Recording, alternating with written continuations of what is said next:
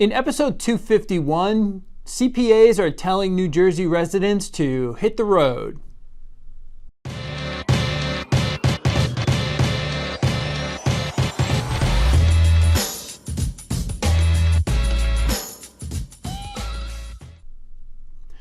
Welcome to the Mullooly Asset Show. I'm your host, Tom Mullooly, and this is episode number 251. Thanks for tuning in.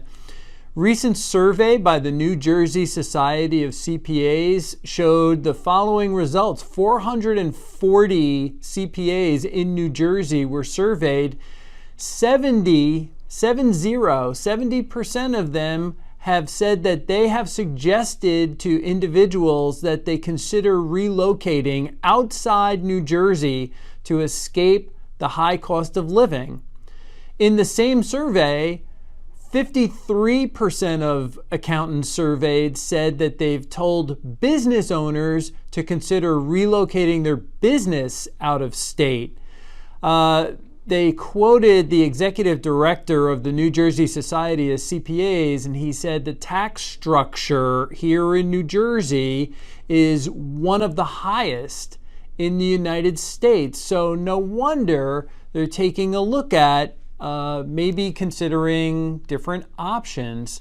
So a couple of thoughts come to mind. First, don't know if you've ever been through this, but have you ever considered how expensive it is to move your family out of state? It's not cheap. It's not like, hey, let's get a U-Haul truck and go. You have a lot going on, besides the fact that you're uprooting your entire life and that of your family members. It's a lot. Likewise, I don't know if business owners routinely think about, gee, I wish we could pick up our business and move to another state. Some businesses may be able to work remotely, but if you work with local clients, forget it. It's just not going to work. So recommending that you move out of state or move your business out of state seems a little bit of a stretch and kind of a last ditch option. The costs that are involved with moving may negate any kind of tax savings that you have. So that's the first thought.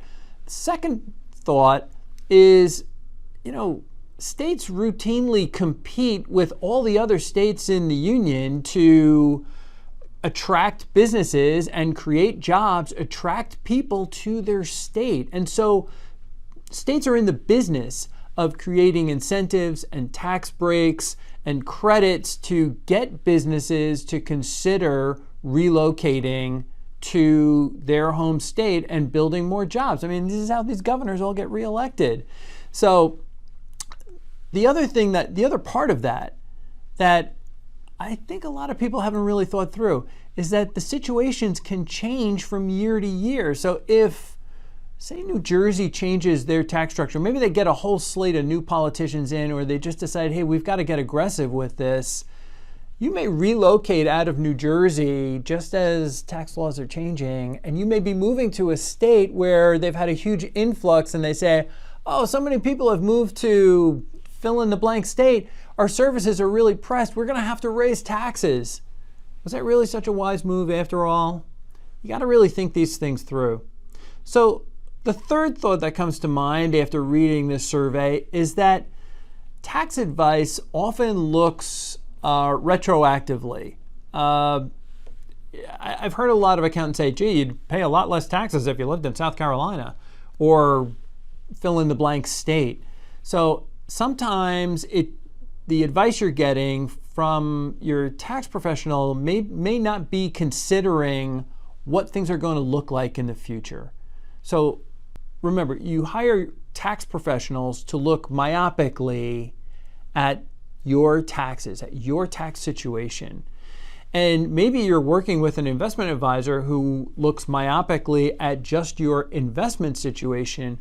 What we try and do is take kind of a global view.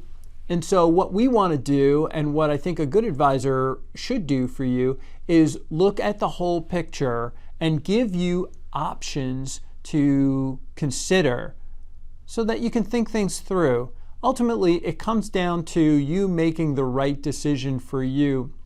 Please don't Don't tell us someday that, yeah, I moved to fill in the blank state because I'm going to pay less in state taxes. If you're moving away from family, don't overlook how important that bind is. So things to consider. We want to make sure that clients have all the options before they jump into a decision. That's the message for episode 251. Thanks again for tuning in.